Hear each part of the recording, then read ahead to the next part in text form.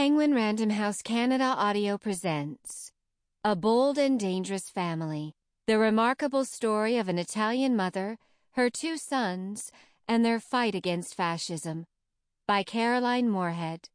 Read for you by John Lee. Preface. On the 30th of May, 1924, a tall, elegant man in his late 30s, lean but not bony, with thinning, slightly curly hair and very blue eyes, set off by an equally blue sapphire on his watch chain, rose in the Chamber of Deputies in the Italian Parliament in Rome and delivered an excoriating attack on Mussolini and the newly elected fascist party. His name was Giacomo Matteotti, and he was a socialist from the Po Valley. He had recently brought out a book in which he analysed Mussolini's speeches, pointing out their inaccuracies and inconsistencies, and had devoted 42 pages to a list of some 2,000 separate assaults committed by Mussolini's fascists between November 1922 and October 1923. Murder, beatings, arson, destruction of the homes and offices of left-wing opponents, and the forcible administration of castor oil. He had come to the chamber, he said, to denounce the voting irregularities of the recent elections, the atmosphere of intimidation in which they had been conducted, and to call for them to be declared invalid. Matteotti spoke for 2 hours, against a background of jeers, threats, bullying, and calls for his removal. He told the chamber that he was preparing a dossier of fascist crimes, which would include evidence of bribes accepted by the fascists from an American oil company in exchange for the right to control the distribution of petrol in Italy, in which Mussolini's brother, Arnaldo, was complicit, and that he would soon be presenting it to Parliament. He spoke calmly, without hyperbole, but he was implacable and he loved spare, precise facts. In Italy's political world, where daily business had become a matter of obfuscation, deals, lies and evasions, and the many different opposition parties were weak and fighting among themselves, Matteotti was a rare honest man. As he left the chamber, he said to a colleague, "Now you may prepare my funeral oration." Mussolini, sitting at the back, had kept largely silent while Matteotti spoke. Afterwards, bursting into the office of the secretary of the fascist party, he shouted, "If you weren't all a pack of cowards, no one would have dared make that speech. People like Matteotti should not be allowed to circulate." At 3:30 on the afternoon of the 10th of June, Matteotti left his home at 40 Via Pisanelli on the banks of the Tiber. It was very hot, and the streets were almost deserted. A black Lancia pulled up alongside him. A small boy playing with friends reported later that he had seen a man hit in the face and carried, struggling, into a car. Matteotti disappeared. A few hours later, Amerigo Domini, leader of a semi-official terror squad with a string of political murders to his name, appeared in Mussolini's office carrying a small piece of blood-stained upholstery from the Lancia.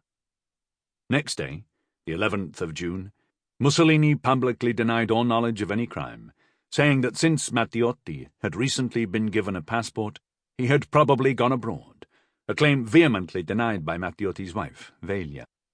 On the 12th of June, while journalists gathered outside, Mussolini told Parliament that though he still knew nothing, he was beginning to suspect foul play. He spoke of a diabolical outrage. Banks of flowers piled up on the spot where Matteotti had been kidnapped. A cross was painted on the wall in red. In the Piazza del Duomo in Milan, cars, carts and buses stopped while people knelt to pray. To prevent further criticism and rumour, Mussolini prorogued Parliament and visited the king to tender his resignation. The king refused it.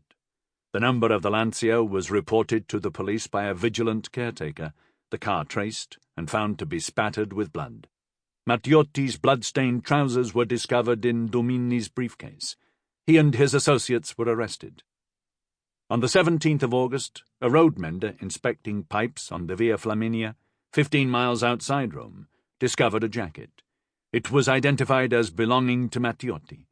Nearby, in a shallow ditch, was his body, decomposed and bearing clear stab marks. Isabella, Matteotti's mother, identified what remained of her son. A sense of horror and disgust spread around Italy. The Italians had grown accustomed to daily violence, as fascist leaders dispatched their black-shirted squadristi on punitive raids against editors and publishers, union representatives and uncorrupt lawyers and judges, beating those who opposed Mussolini into silence. But this cold-blooded murder was something different. Even previous supporters of the fascists expressed shame and indignation. No one could quite believe that Italians were capable of such a deed. Within fascist circles, there were accusations, counterattacks, a feeling of panic. Mussolini, with ruthlessness and great subtlety, survived, but no Italian ever forgot the moment when fascism itself seemed to stumble. In 1924, having endured 5 years of strikes, impotent governments, street fighting, and the poverty that followed the First World War, the Italians were exhausted. Mussolini's opponents were weak and disorganized. In the wake of the Matteotti murder, they met, they talked, they discussed setting up a broad-based coalition to challenge Mussolini. But no one gave the order to move, and no one could agree on what to do. They had won a great moral victory, but they failed to translate it into a political one. Scattered in ones and twos around the country, however, in universities, lawyers' and editors' offices and publishing houses, were individuals for whom Matteotti's death was a defining moment, the start of 20 years of struggle inside Italy and abroad, conducted against overwhelmingly stronger forces, with many casualties along the way.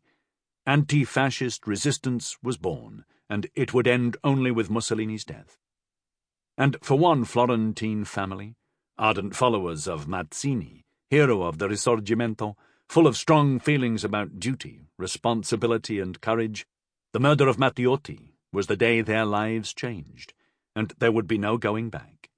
It turned them into bold anti-fascists, heedless of their own safety, as uncompromising as Matteotti himself, a man they had revered and believed capable of saving Italy from violent, unprincipled rule. Their names were Emilia, Carlo, and Nello Rosselli. Chapter 1. A Watery Childhood. Venice, 1870. Amelia Pinchele was born on the second floor of the Palazzo Boldu, on the Grand Canal, Venice, between the Ca' d'Oro and the Rialto, on the 16th of January 1870, the year that saw the unification of Italy in the final act of the Risorgimento.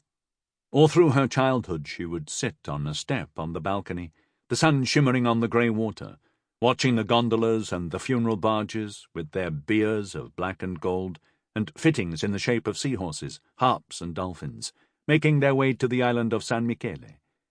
As dusk fell, and the man arrived with his long pole to light the gas lamps, the Grand Canal turned red, and the swallows appeared. From her stone step, still warm from the sun, she followed them as they circled and dipped.